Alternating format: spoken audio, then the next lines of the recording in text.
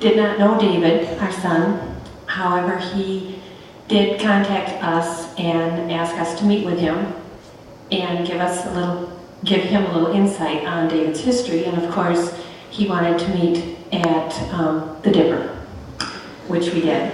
And immediately following, he did contact David, and we've always really appreciated that, as did David, because he made it very clear to Dave that he was concerned about David, as has his congregation always been.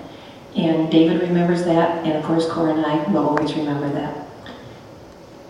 And Andy and Retha asked me to read this for you also. Our fondest memory comes from Pastor Jeff's last Sunday with us. We took our Barbie to the evening service. This was the first time we had taken Barbie to church in 5 years, since the time she had moved into Harbor House.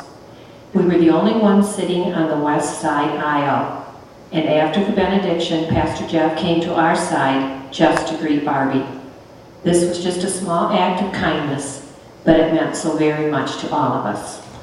The first time that Larry and I got a chance to see Pastor Jeff and hear him preach, we listened to him, and I looked at Larry and I said, "Who is this man?" He had a definite uniqueness about him. I remember that night he had his hair all slicked back, and he was so excited about what he was doing, and you could tell when he sang that he just gave his all. A couple of things that I remember is early spring. I was coming for Jum's, and I got out of the car with a big container, and he came running over barefoot. It was very cold, like 45 degrees. And I said, "What are you doing, Pastor Jeff?" And he says, "Oh, my feet are always hot." But I think the real reason he came was to get some of those cookies.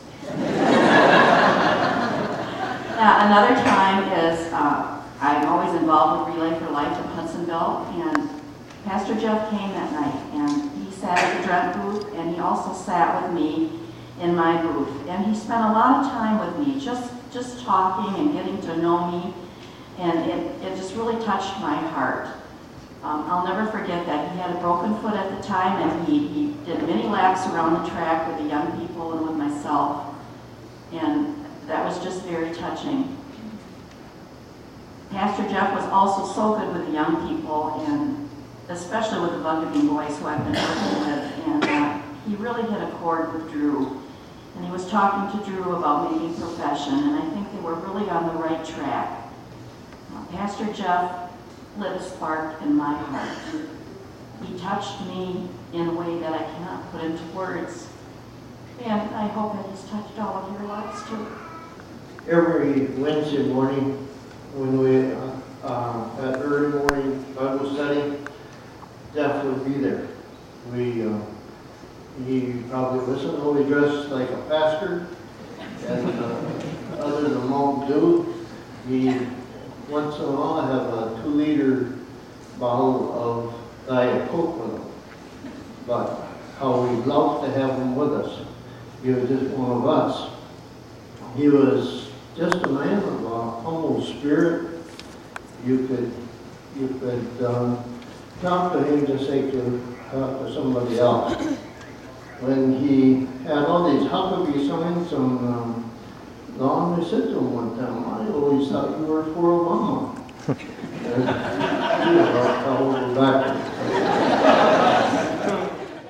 Let's open the Word of God to Joshua chapter 4. When the whole nation had finished crossing the Jordan, the Lord said to Joshua, "Choose 12 men from among the people, one from each tribe, and tell them to take up 12 stones from the middle of the Jordan, from right where the priest stood, and to carry them over with them, and to put them down at the place where you stay tonight." So Joshua called together the 12 men he had appointed from the Israelites, one from each tribe, and he said to them, "Go over before the ark of the Lord your God into the middle of the Jordan. Each of you is to take up a stone on his shoulder, according to the number of the tribes of the Israelites, to serve as a sign among you. In the future, when your children ask you, 'What do these stones mean?' tell them that the flow of the Jordan was cut off before the ark of the covenant of the Lord, when it crossed the Jordan, the the waters of the Jordan were cut off. These stones are to be a memorial to the people of Israel forever. So the Israelites did as Joshua commanded them. They took 12 stones from the middle of the Jordan, according to the number of the tribes of the Israelites, as the Lord had told Joshua, and they carried them over with them to their camp, where they put them down. Joshua set up the 12 stones that had been in the middle of the Jordan at the spot where the priest who carried the Ark of the Covenant had stood. And they are there to this day. On the 10th day of the first month, the people went up from the Jordan and camped at Gilgal on the eastern border of Jericho. And Joshua set up at Gilgal the 12 stones they had taken out of the Jordan. He said to the Israelites, "In the future, when your descendants ask their fathers, 'What do these stones mean?' tell them, 'Israel crossed the Jordan on dry ground. For the Lord your God dried up the Jordan before you until you had crossed over.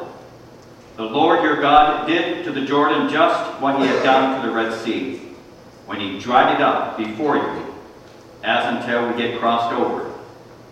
He did this so that all peoples of the earth might know that the hand of the Lord is powerful, and so that you might always fear the Lord your God."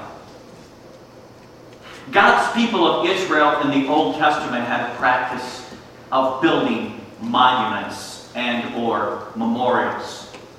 It was a very, very important part of Jewish history. This is how they remembered God among them. The book of Joshua, in fact, tells us, look through that sometime this week, 7 different times in this book, we find the Israelites being told either to place a stone or to build a monument to remember.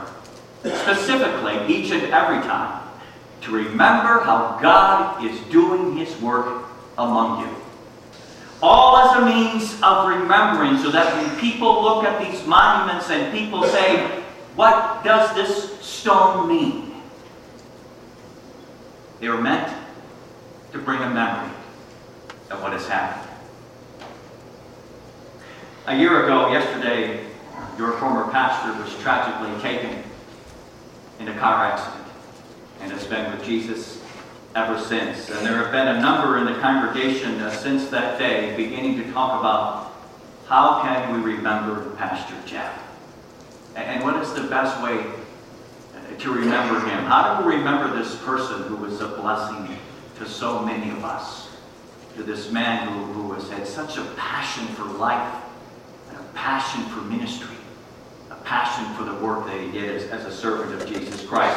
What is the best way we can remember him? And there has been talk about maybe we can build some kind of memorial. So a group of individuals decided, and they're going to present to you tonight, Nate's going to be presenting in just a moment, what the Drent congregation would like to do in memory of Pastor Jeff as they seek to have a sort of monument placed on these grounds in memory of, as a memorial to the work that he has done among us, so that as our children grow, and as our children are born and they see this monument on these grounds, they see this stone, so that when these children ask, "What is that stone all about?" so that we and our children and our children's children can share a story, just like we're doing tonight. Stories of remembrance. How this man of God, this servant of God, touched so many lives, not only here in this congregation, but throughout the community as well.